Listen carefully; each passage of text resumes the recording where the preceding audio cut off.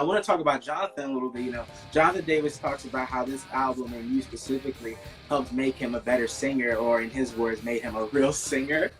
And I'm curious if you can pinpoint or expand a little, like, what were some of the issues you were hearing when you were hearing Jonathan's voice on some of the songs? Or was it missing something? Were you not sad? Like, what happened with that?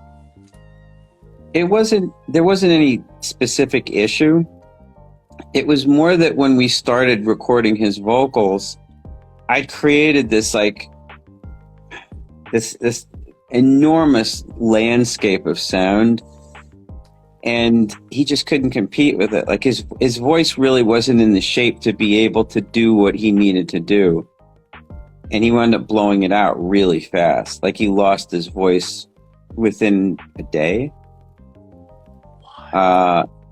It was a lot, but I wanted to make something that would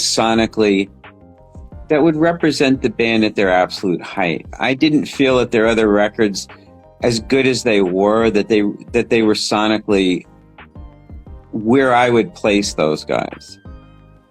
Whether the records are good or not doesn't figure into that. I just didn't feel that they were sonically strong enough. And I wanted to create something that would be more of a masterpiece from a sonic point of view. I just was thinking about all kinds of crazy ways to record it and what it would be like. And I feel that we really achieved it. So when it was time to do his vocals, he couldn't match the instrumental part of it. So he wound up agreeing to see a vocal coach who I took him to, named Ron Anderson, who sadly passed away earlier this year. And Ron worked with Jonathan. Jonathan was very opposed initially, because he thought he was going to make him sound like a Broadway singer, which was definitely not what Ron did at all. And I explained to him, John, look, he's not going to take away any part of who you are. He's just going to help you do it with greater efficiency. And that's what happened.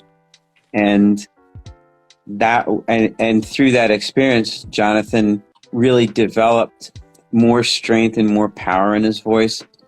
And obviously the proof is in the pudding, because those are some of the best vocals I think that he's done on a recording. They're magnificent, really.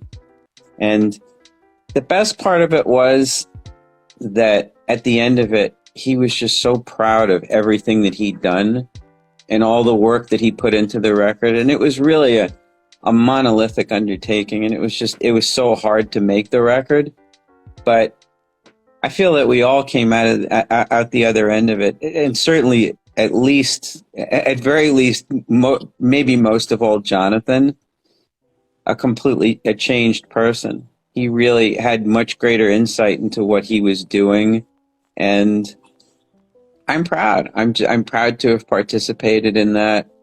I treasure Jonathan as a person, as a friend, and as a collaborator. I think he's a brilliant man, and he's extremely creative and very talented.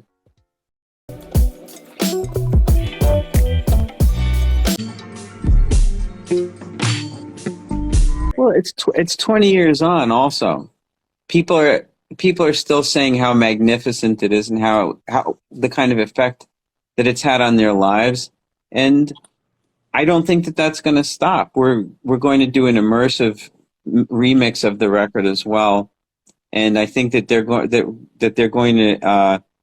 to include a whole bunch of rough mixes that we did for the record with this as well. Let's go. So yeah. In fact, we're kind of working on the logistics for this immersive mix right now.